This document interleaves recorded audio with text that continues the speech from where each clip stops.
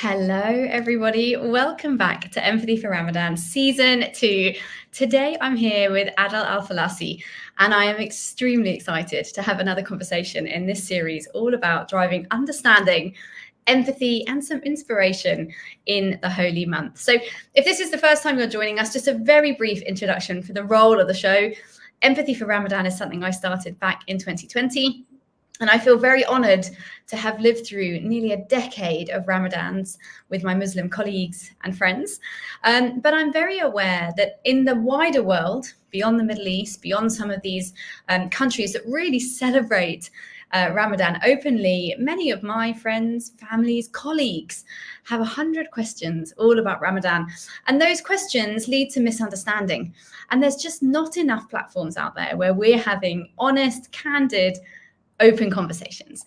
So Adel, I am so happy that you agreed to come and have one of those open conversations with me today, and welcome to Empathy for Ramadan. Yeah, thank you so much. First of all, Assalamu alaikum wa rahmatullahi wa barakatuh. I'm very humbled and very grateful for you to reach out and to ask me or to invite me to be your guest on your amazing covering up about Ramadan. No, well, you are absolutely welcome, and salam Yeah. alaikum.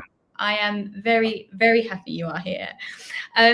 Today, I would love for us to talk a little bit about fasting, right? And you will probably have heard, across the world, people are asking the question, what do you mean you don't eat at all? Not even water, right? There's all these questions about how Muslims fast, and of course, why they fast during Ramadan. So let's start with the why. Adel, tell us a little bit about that. Why do you fast? What's the role of fasting? And tell us a little bit of the background to that before we look at how you do it.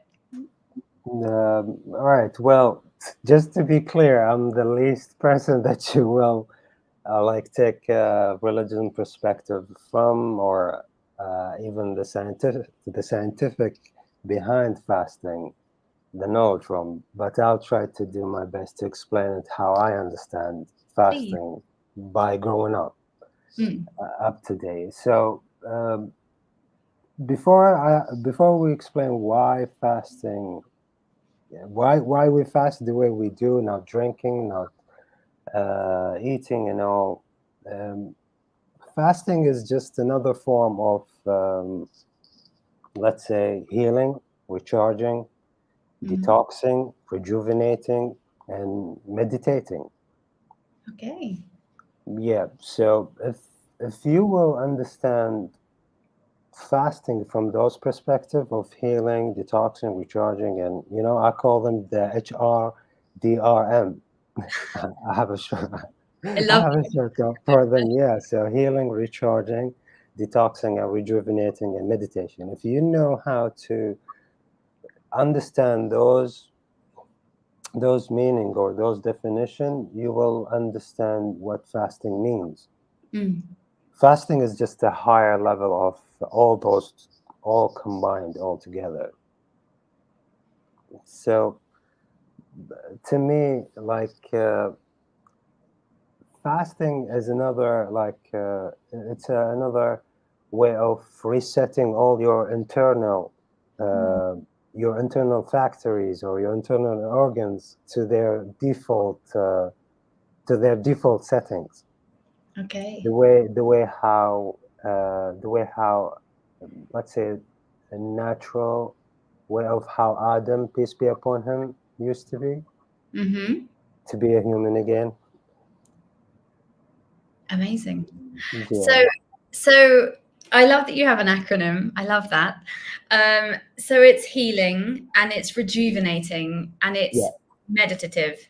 Yeah, healing. Well, HRDRM, which is healing, recharging, detoxing, and then rejuvenating, and then meditating. Amazing. So here's the question, though, from all the people out there, all the non-Muslims, people that maybe have never fasted. So I'm hearing you talk about this as a very peaceful, rejuvenating reality, but isn't it really difficult? Tell us about the experience of not eating for such long periods for this month of the year. When people say it's difficult, you just need to see where, who, like, okay, who is really saying it's difficult? Is this person is a teenager, or is a child or a kid saying it's difficult, or it's an adult? Mm-hmm. Because the differentiation between both of them is the desire. Okay. Fasting is all about controlling your desire, or controlling your craving. As a kid, he still doesn't understand his desire, and he Mhm. still is not you cannot force him to make him understand the desire, because he yet needs to grow up to reach to the level where he can understand this is a desire, this is a need, this is that. You Yeah. get what I mean? Yeah. So as an adult, you do understand your desire. We have you know, as a human being, we have a needs. We are, as we eat, drink, and discharge, and we reproduce. Do you understand? Yeah, I understand. So those, what drives those are desire or the craving. When you are hungry, when you are thirsty, when you are attracted to another gender. So to control all that, the best tool, or the best practice, or the best magic you can use on yourself is fasting.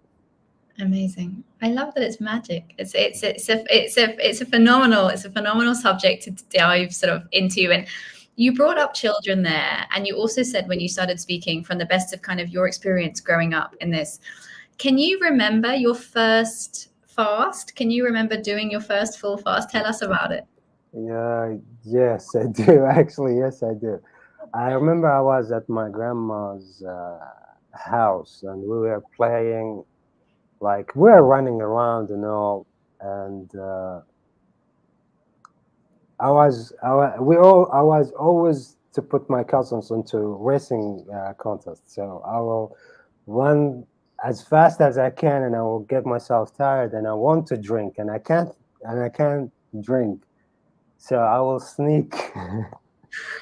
I will sneak out all the way to the main gate. So we will have, you know, those what they call them, the refrigerator for water. Like, anyone can Yeah. come and drink that. So I will sneak all the way there, and I will start drinking. I was about like 6 or 7 at So that time. Yeah. So I will break my fast that way, and I will come back in, and I didn't break my fast. And the was only person, did huh? nothing. Yeah, did nothing. Yeah. So the only one who will catch me actually doing it is my uncle, because his window is straight to that main gate, Could and see you. yeah, and he will see me doing this, and cleaning myself from water coming in. Oh dear. Yeah. And so tell us a little bit about where you live. I didn't actually mention that in the Yeah. introduction. So I live in Dubai. you live in Dubai. Yeah, So I tell live in Dubai. us a little bit, again, as children and growing up in the school system, in the holy month, what changes? Because for many people that have understood Ramadan, they've never lived through Ramadan. Their countries potentially, don't do much to change. But in your background, in your experience, in your country, what's it like? What changes in Ramadan for children and for families? What changes to their days? Well, Ramadan changes the whole routine. It changes the whole, uh, not routine of how you go about your day, like work and commitment and all that. No, it changes the routine of how you will start uh, living your day and night. Yeah. Because a day, most of the day, you will be like, if you have a work, you will go to work and does your hours and come back again.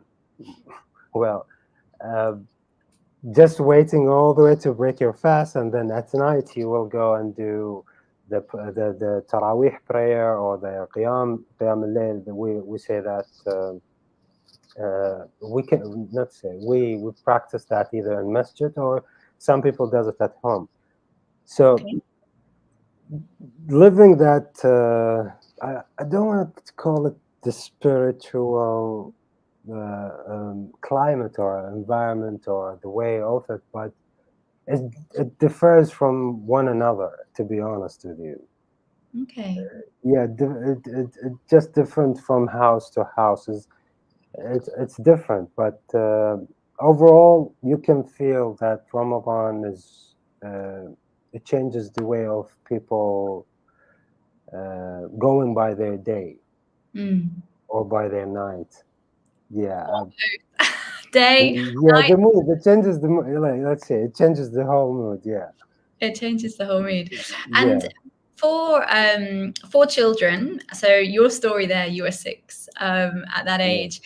But what age do children normally fast for the whole day? And I know it will change in families, but again, for people who have never experienced Ramadan, they might think, gosh, well, that's a long time for a child to fast. So how do you teach a child to fast? Do they do it in small bits or half a day, or how do they learn that? Well, okay. For the children, it starts. I think it starts. If I'm not mistaken, it starts from 7 years old, and you Okay. will teach them a small bit of it until they reach their puberty, or they reach the teenager years, which is 11 or 12 or 13. Okay. So that's when they really need to start practicing it seriously. Okay. So it eases up all the way to teenage years by understanding why they are fasting and how we should fast and what it makes us feel when we fast. Yeah. Now, I know, Adel, that there's also a role of fasting which is connected to empathy, right? Which is connected to Yeah, understanding that's people right. that don't have food or that are hungry in other parts of the world, perhaps less fortunate than ours. But tell us a little bit about that role. So we've spoken about, some of the other benefits you spoke about earlier, but what is the role of empathy? What is the role of fasting and thinking of others? Yeah, the fasting again, it's the perfect way of making you feel like you have all these blessings in your life by having lots of options to eat from, especially nowadays. If we compare it back then to the Prophet's time, he did have a lots of options as well, but he always chooses to, go with the date and water. But nowadays, like in our society or modern days, we have so many options, and we can eat all of these type of foods and drinks, and then yet there's people like hard to not think about them, that they don't have these kind of options, and then they have to fast how Mm. they are living their life. Now, this is just another like what topic. If you want to look at it from a perspective where if you put people around four walls, or you just having those people are surrounding, not letting food, not letting aids, nothing come into them. So what they are going through while they are going through month of Ramadan. Mm. I'm sorry, Okay. I'm trying to translate from Arabic to English. My mind is slow a And little bit. you were doing it absolutely perfectly, and I understood, and I'm sure everybody else did too.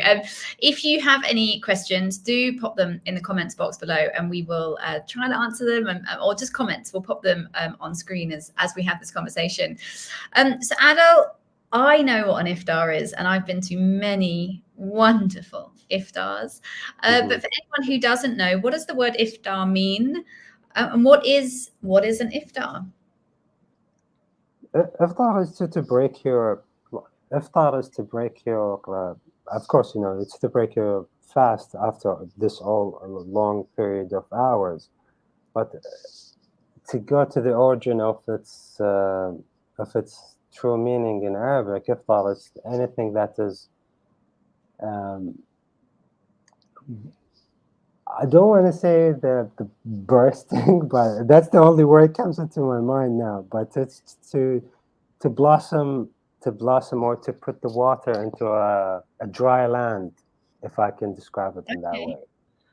I love the Yeah. Arabic language. It's such a beautiful language. It's so descriptive. When you ask people that speak Arabic to translate words, they always have they always explain it in descriptions like that. You know, water to burst onto dry ground. It's such a beautiful language. So Yeah. that iftar moment is the breaking of the fast. So when the sun sets at the end of the day, Mhm. and you can break your fast, which for anyone listening who doesn't fully understand, that means you can now drink and eat again. And certainly in the UAE, the iftar is a very communal, very joyful part of the day, I would say, from my experience. So explain to anyone listening, of course you can have a very small private iftar at home as well in your family, but describe to anyone listening what an iftar looks like when you come together with your community. What do you eat? What's on the table? What do you eat first? Tell us a little bit about it so we can imagine it.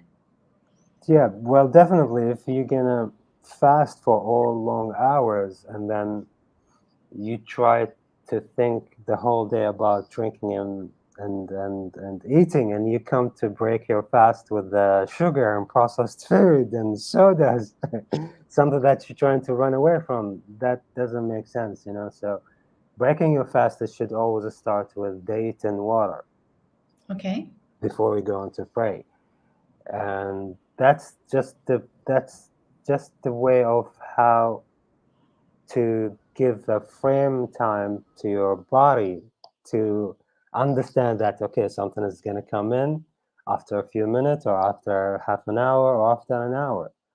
So you will have lots of options of food when how to start breaking your fast, but the best way to do it is to break it with date and water, Okay. because fasting is not just about drinking and to stop yourself from drinking and eating, or to control your desire toward those two things. No, fasting is beyond that.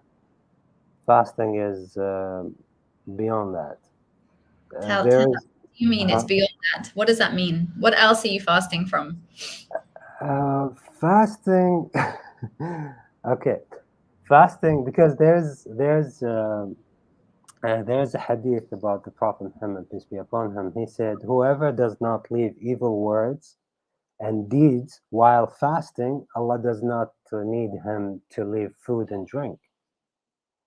And that's in Sahih al-Bukhari, which means if you're fasting from not eating uh, any type of food and you're not drinking, but yet you are behaving bad and you yet cursing out and not leaving people being safe from you, and you doing bad deeds, that's not fasting. Yeah, I cannot say you're fasting actually. Okay.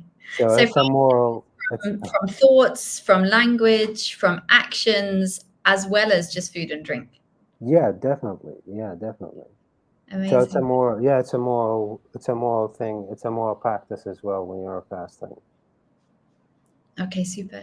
So when the month comes to the end and Eid arrives, Mhm. which marks the end of the month of Ramadan, how does your body feel when you finished a month? And I know, so I called the description of this episode, you know, busting myths, because there are a lot of misconceptions, right? Do you lose weight in Ramadan? Not necessarily you personally, Adel, but do people lose weight because they're not eating all day? What's your body like at the end of the month? Oh my God, this is the most difficult question. I think it is because of how we are eating and how we are ordering from talabat and from everything, and we cannot ignore that. This is the reality now. People are gaining weight. People are not losing weight. People are gaining weight way too much.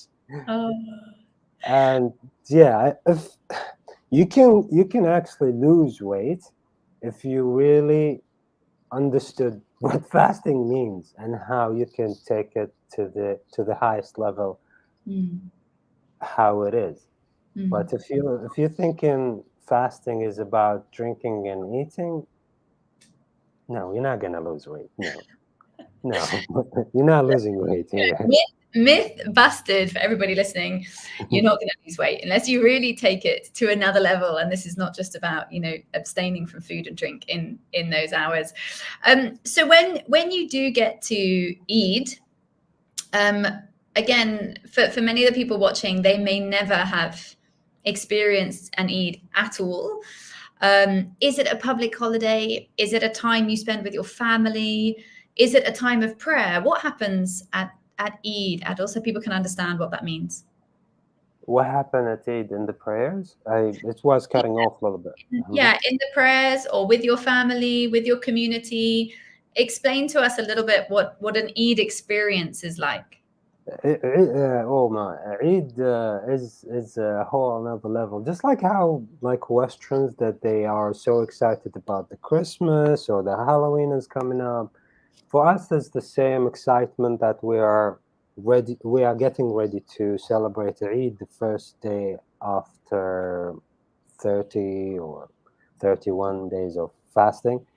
So the night before dawn, we get prepared to have our new clothes, our everything new. Like some people may get mad at me, but I must say this.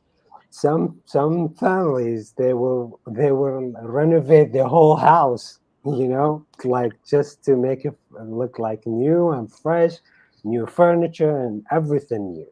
So to that level, so we'll go to that extent to celebrate Eid, and that's how we are excited about welcoming Eid, or welcoming our guests and our relatives and families to sit together and eat again during the day, or breakfast, or whatever people prefer to do at Eid day. So to give you the steps, if you want to, like from dawn we'll go to Fajr prayer, and we'll sit there all the way to Al-Eid prayer. We have Eid prayer that we do, and all the sheikhs and the rulers of each emirates will go to celebrate the Eid with them in that masjid, or the closest masjid that they gather in. And then they welcome all the Emiratis and the residents of the Emirates and their palace to celebrate Eid, or just to greet. So you go inside a palace to celebrate this moment. Yes. Wow. All of us. Oh, I like it. Everybody can go. Everybody. The door is open, and you can just put your name and then go in. What an unbelievable way to, as you said, come together, be with your community, and celebrate Eid as it begins again. Now, what I know, Adel, is that Ramadan is the 9th month of the calendar. Is that correct? Yes, correct. Yeah. So Eid therefore marks the beginning of the 10th month. So it's not a new year, for example. It's just a new beginning. A new beginning for yourself. A new beginning of you to understand, or to come back. Just like I said, it resets your whole, let's say, your whole internal factors and your external transmitters, as I call them, the way you behave and the way you understand people, the way you interact with people. It should reset the whole thing to default settings. Not everybody, but yeah, it should reset all that to start a new way to perceive life again. Amazing. So my last question for you, when you go into the Eid period and you've experienced Ramadan, you've had a lot of time of reflection, of prayer, of faith, of connection. Mm-hmm. Do you go into Eid with almost like New Year's resolutions like people in Western markets do? Or is it a little bit different from that mindset? Okay, can you rephrase that question again in a different way? Yeah, so like how we are compared to them. So in the Western calendar, when the 1st of January comes, yeah, people will have resolutions, right? They will come into the new year wanting to have different Have perspective or fresh ideas. goals and everything. Yeah. Exactly. Does it feel like that in Eid, or is it different? I'm not sure if I've heard throughout all my life someone did it that way. Ah, okay. Yeah, I'm not sure. I'm trying to recall. That's why it got me. It gave me an error to get like, okay, where did we did that? No, I don't think so. Not at least in my surrounding, people Yeah. around me. I don't think we go to Eid thinking that we're gonna have a resolution, goals here, there, targets. No, I don't think so. No, Okay. not to my to my knowledge. No. Well, I mean, and that, thank you. That is one of the reasons I love this show so much, because empathy can only grow if we use curiosity and if we ask questions Yeah, and definitely. try to understand, right? Is your experience like one that I have had?